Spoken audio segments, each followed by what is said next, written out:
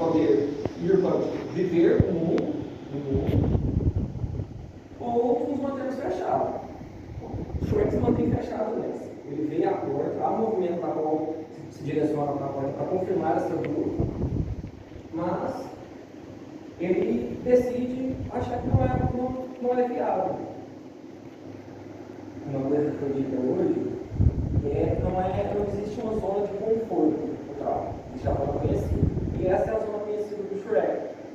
Ele foi tão rechaçado por simplesmente ser o que é, que a zona conhecida dele, mesmo que o Soul mostre durante todo o filme, tanto por esse quanto por segundo, estar isolado é sofrimento para ele, mas é um cara que é conhecido, porque se ele se abre, bom, as pessoas podem machucar ele. Ele se fecha nessa área. E uma coisa interessante também, que essa cena se movimenta, a câmera da cena se movimenta nessa dúvida, e brinca com um paralelo de duas questões, que é, ela sai da casa da janela, se movimentando, e mostra o Boo observando o Shrek, e pode-se entender que o Boo sofre do mesmo problema que o Shrek, a solidão. A diferença é que o Shrek ele vê a solidão como uma forma de não se machucar. O Boo não, ele vê a necessidade de socializar, de ter com quem conversar, com amigos, pois para ele mesmo que doa ser a solidão, ele não quer ficar lá. Ele aceita o trauma, mas ele está sempre se pondo disposto a sofrer novamente ou não sofrer para prosseguir.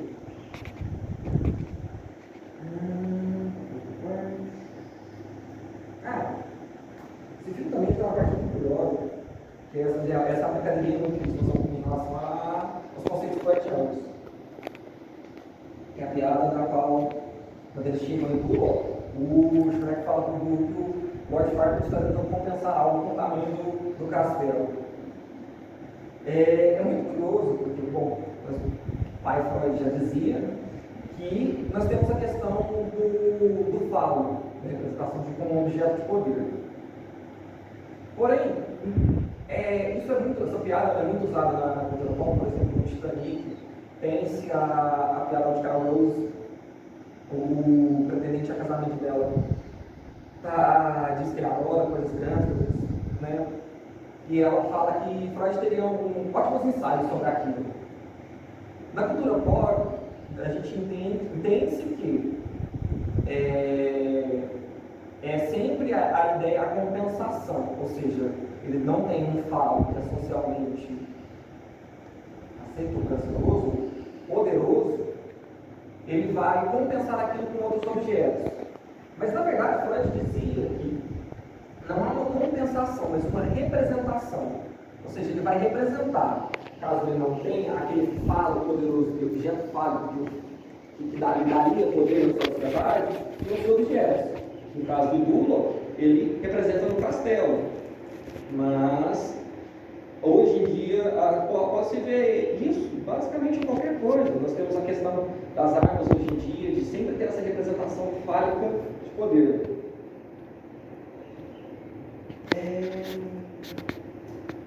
Temos também um quesito, uma das melhores cenas do filme, que ela sintetiza bem esse quesito sobre a psicanálise e sobre traumas, que é a cena na qual o Shrek, o Boo descobre que a Fiona é amaldiçoada se tornar uma loura, e o Shrek chega no momento em que eles estão conversando.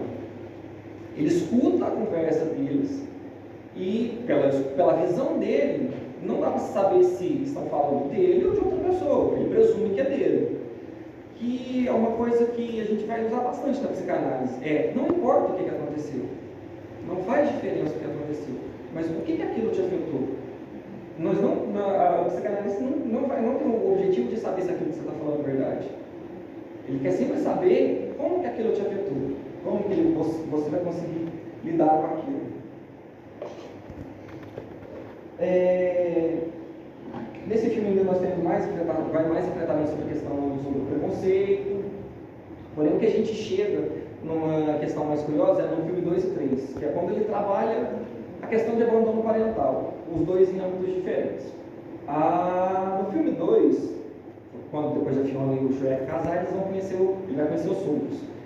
Ele tem uma dinâmica muito comum na comédia, porém, mesmo com o tom cômico, você vê o trabalho que tem ali em relação a traumas, da qual o rei ele é inseguro, traumatizado pela sociedade, tudo da qual tem que vir dele tem que ser aceito, e do Shrek, da qual ele começa a se entender como um homem, aceitar isso, porém, ainda com o viés, não o próprio entendimento de, não, eu sou um ogro, eu não tenho que ser da forma que a sociedade fala da qual eu tenho que ser.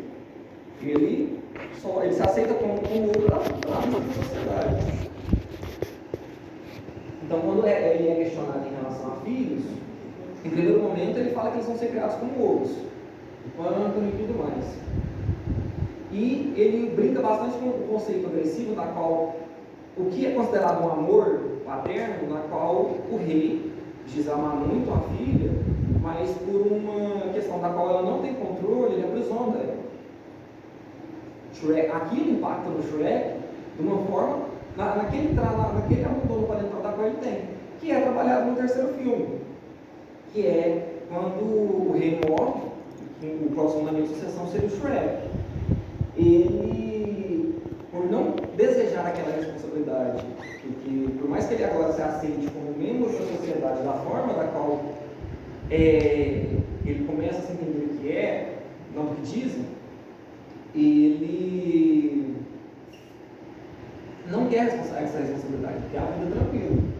Ele vai então para o próximo sucessor, que seria o Arthur Pendragon. Muito curioso também, porque esse filme ele trabalha com tudo que tem no nosso inconsciente sobre o quesito cultural, ou seja, os contos de fadas, as lendas, coisas que já são íntimas nossa mesmo da cultura ocidental, de uma forma subverter elas. Nas primeiras cenas em relação a contos de fadas, ele já diz para você, aqui a realidade, no caso a realidade do filme, não é o que as pessoas acreditam, não é o que a sociedade de um modo geral, elas só são, que é o que a psicanálise sempre busca. A gente não busca que a pessoa seja algo da sociedade, ela quer que ela seja ela, se aceite como ela é. E nessa busca pelo Arthur, o Shrek acaba descobrindo que vai ser pai, e nesse momento nós temos vários momentos da qual ele fica demonstrando esses traumas de forma diferente, até pelos sonhos, e o medo que ela aparenta ter é de emular aquilo do qual o pai dele fez, mesmo que não seja dito desta forma. Você tem esse mundo do que é dito, dele sendo abandonado pelo pai. Ele fala isso um pouco mais à frente, para que ele não saiba exatamente como ser um pai. E ele encontra o Arthur, e numa dinâmica meio implicante entre os dois acabam se descobrindo, tanto o Shrek como um pai, naturalmente um pai, e ele se entende, ajudando ele a lidar com o problema. Então está quente aqui, hein? Nossa, não está nem batendo em mim. Ele se entende, acho que ele lida melhor com a quesito do abandono dele, com o abandono do Arthur, acolhendo ele, mesmo que entre as suas implicâncias entre si, e ajudar o próprio Arthur a se entender não como alguém importante, mas também como filho. Ele também tinha sido abandonado pelo pai, ele era abandonado, mas ela fugiu.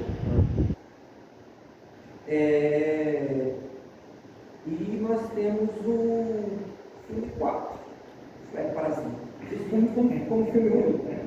Mas lá a gente tem a consolidação do Shrek finalmente entendendo que, apesar de ele viver com traumas, a vida da qual ele leva, da qual ele se aceita fazer parte, é muito melhor que não viver nenhum.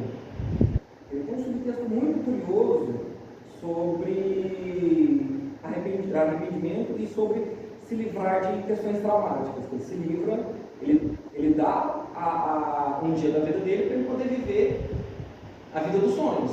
Ou seja, ele não tem que se preocupar mais com pessoas, com filhos, com nada. E é curioso porque ele começa num vislumbre, num vislumbre muito grande sobre isso, sobre essa falsa liberdade, né, da coisa. Só que o filme vai mostrando que ele não está livre daqueles problemas. Os problemas ainda existem.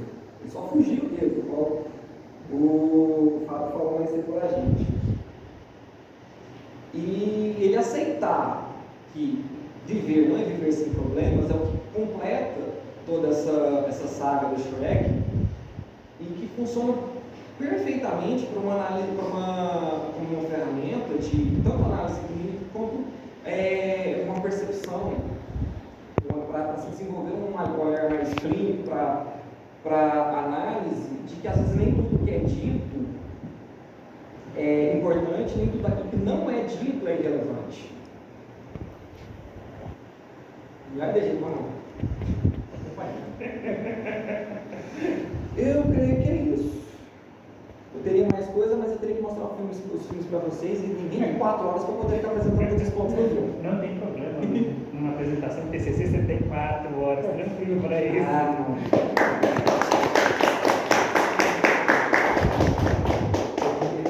E aí? Alguém havia olhado para o filme, para essa trilogia do Shrek dessa forma? Vou assistir de novo. Precisamos ver de novo, né? Isso nos faz olhar de novo para fazer essa. Agora eu acho que eu vou olhar para ver a cena da dança.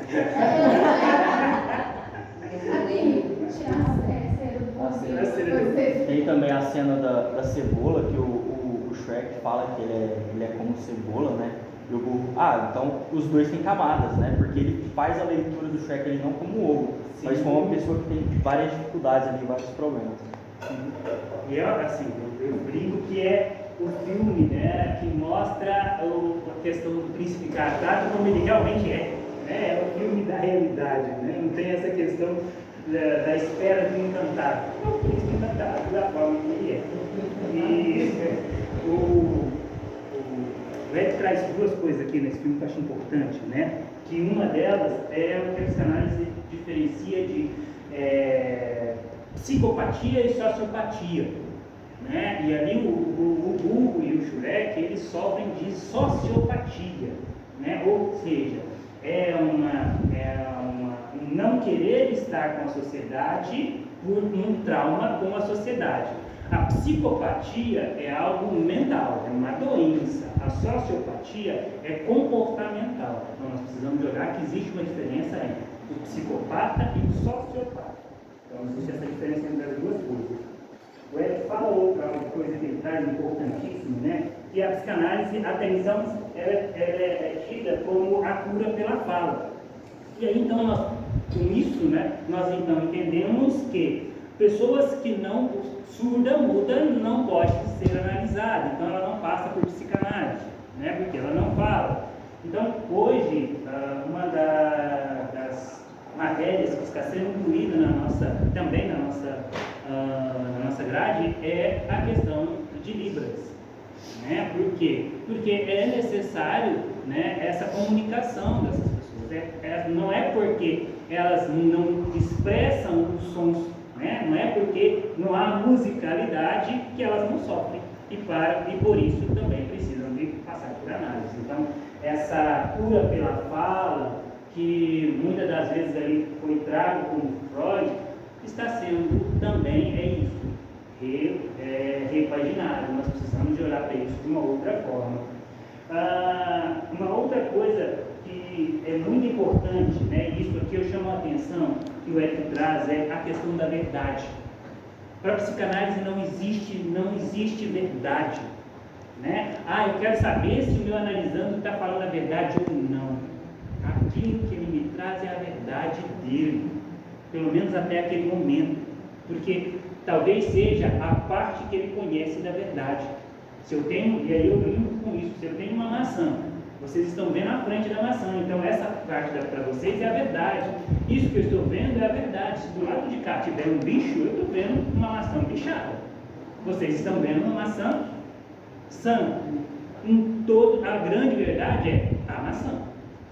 Então, a psicanálise não preocupa com se o que o analisante está falando é verdade ou não.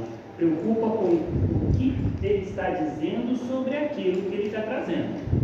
Porque se eu trago algo é porque aquilo me traz sofrimento e eu quero entender esse sofrimento. Então, o Shrek traz muito dessas questões.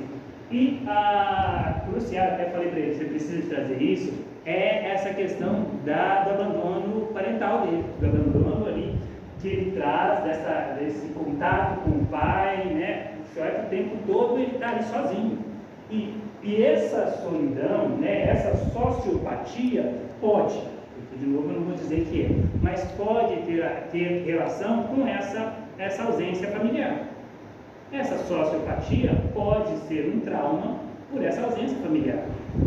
Se todos dizem que ele é um monstro, né, que ele é feio, né, que o ovo come as pessoas, logo então ele precisa de acreditar nisso e se afastar e criar aí, de novo, que o Fábio trouxe, mais um mecanismo de defesa. Então, quando ele traz esse filme, eu achei fantástico, né, a apresentação dele para nós, porque é um filme em que dá para se trabalhar a psicanálise de uma forma ampla, com Lacan, com Winnicott, com Melanie Klein, né? Então, se olharmos para cada um desses filmes, nós vamos conseguir ver cada uma das abordagens da psicanálise. Né? É um filme que dá aí vários livros de psicanálise, várias análises de psicanálise, só ele. Imagina uma análise de psicanálise do Big Brother. Não! Big Brother nem pode. Mas tem muita coisa. Big Brother nem pode. Mas só não tem conteúdo aqui. Ali vai ser realmente anos e anos de análise. Né? Então, obrigado. Para quem estava inseguro, para quem estava nervoso. E por último, para nós encerrarmos, para liberar o lanche, né, não menos importante, Dona Fabiana, você quer deixar o seu técnico?